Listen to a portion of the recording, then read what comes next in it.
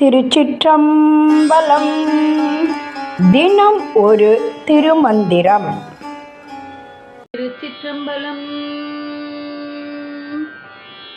முத்தின் முத்தை முகிழின் ஞாயிற்றை எத்தனை வானோரும் ஏத்தும் இறைவனை அத்தனை காணாது அரற்றுகின்றேனையோ பித்தன் இவனென்று பேசுகின்றாரே.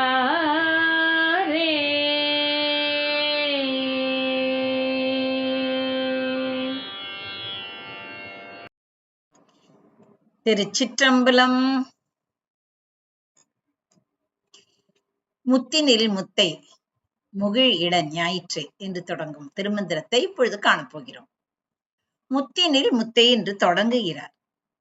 அதாவது பல முத்துக்கள் இருக்கிறதாம். அந்த பல முத்துக்குள்ளே சிறந்த உத்தமமான முத்து போன்றவன் இறைவன். எவ்வளவு முத்துக்கள் இருக்கிறது, அதை தேர்ந்தெடுத்து நாம் நம் கழுத்தில் போட்டுக் கொள்வதற்காக அந்த முத்துக்களை தேர்ந்தெடுக்கிறோம் அல்லவா?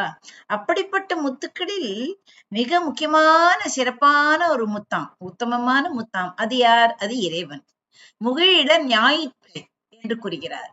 முகிழில் ஞாயிறு என்றால் அந்த மேகத்திலிருந்து எழும் புதிய கதிர்களை பரப்பும் இளம் சூரியன் போன்றவன். அதாவது அறிவு பிரகாசம் தருபவன் யார்? இறைவன். எத்தனை வானோரும் ஏத்தும் இறைவனே. அதாவது தேவர்கள் பலரும், எத்தனை என்றால் நிறைய பேர் இருக்கிறார்கள். தேவர்கள் 33 கோடி தேவர்கள் இருக்கிறார்கள் அல்லவா? அந்த தேவர்கள் பலரும் போற்றி துதிக்கும் பரம்பொருளாக இருக்கிறான் அவன். அத்தனை காணாது அரற்றுகின்றேன். அப்படிப்பட்ட முழு முதற் கடவுளாகிய என் அத்தனை, அதாவது குழந்தையை காணாமல் அத்தனை என் அத்தனை குழந்தையை காணாமல் நான் தவித்து அலறுகின்றேன். ஓர் பித்தன் இவன் என்று பேசுகின்றனரே. எல்லோரும் என்ன சொல்கிறார்கள்? உலக பற்றுக்களில் சிக்கிய அறியா மக்கள் எல்லாம் இறைவனை தேடி துடிக்கும் என் நிலையை அறியாமல் இருக்கிறார்கள். இவன் ஏதோ ஒரு பித்தன், மனம் பேதலித்தவன் என்று என்னை பற்றி பேசுகின்றனர்.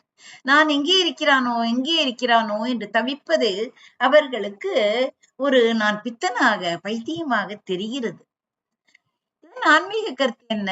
இறைவனுடன் கலக்க வேண்டும் என்ற தீவிர பக்தி பெருக்கால் பரவச நிலையில் உலகை மறந்து இறைவனை தேடி தவிக்கும் மெய் அன்பனின் நிலையை இந்த பாடல் விளக்குகிறது. உலகியல் மனிதர்களுக்கு ஆன்மீகத்தின் ஆழம் புரியாது என்பதால் இறைவனை நினைந்து உருகும் மெய்யன்பர்களை பார்த்து உலகம் பித்தன் என்று கூறுவதை திருமூலர் இப்பாடலின் மூலம் அழகுற வெளிப்படுத்துகிறார்.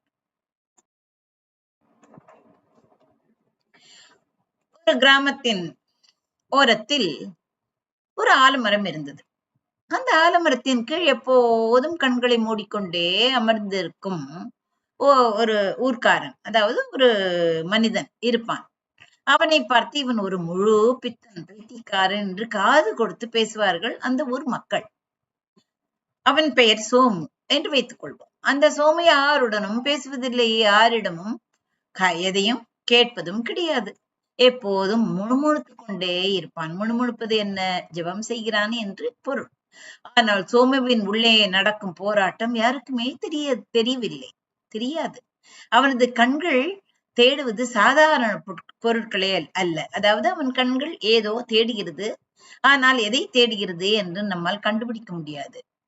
அவன் மனதுக்குள் ஒரு கேள்வி ஓடிக்கொண்டே இருக்கும். வானத்தில் உள்ள தேவர்களும் முனிவர்களும் போற்றும் பரம்பொருள் அவன். உலகத்துக்கெல்லாம் ஒளியும் உயிரும் தரும் இளம் சூரியன் போன்றவன். என்னை உருவாக்கி அந்த தந்தை எங்கே என்று அவன் தேடுகிறானாம். அந்த பரந்த இறைவனை தன் அகக்கண்ணால் காண முடியவில்லை என்ற தவிப்பு அவனுக்குள் எரிமலையாய் வெடித்து கொண்டே இருக்கும்.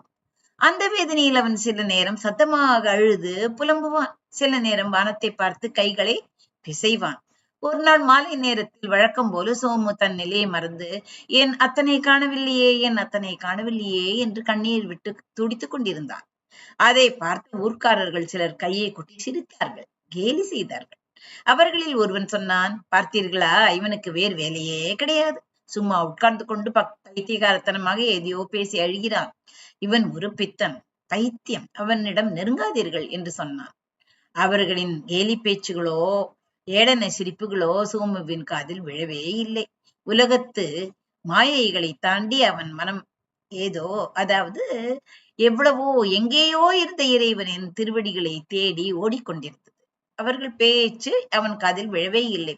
பேசினால் பேசிக்கொள்ளட்டும் என்று நினைத்தானோ என்னவோ. உலகத்தார் அவனை பார்த்து பித்தன் என்று கூறினாலும் இறைவனின் அன்பில் மெய்மறந்து நின்ற சோமுவுக்கோ அந்த பித்து தான் வாழ்க்கையின் உண்மையான இன்பமாக தெரிந்தது என்று நமக்கு இப்பொழுது தெரிகிறது. அதனால் இறைவனை தேடுங்கள். யார் என்ன சொன்னாலும் இறைவனை தேடுவதை கைவிடாதீர்கள். நம் உள்ளத்துள்ளேயே இருக்கிறான். முத்தினில் முத்தை முகிழிட ஞாயிற்றை எத்தனை வானாரும் ஏத்தும் இறைவனே அத்தனை காணாது அரற்றுகின்றேனை ஐயோ பித்தன் இவன் என்று பேசுகின்றாரே, ஐயோ இவர்கள் எல்லாம் பித்தன் என்று பேசுகின்றாரே என்று அவன் அங்கலாய்க்கிறான். நன்றி, வணக்கம். உமா பாலசுப்ரமணியன்.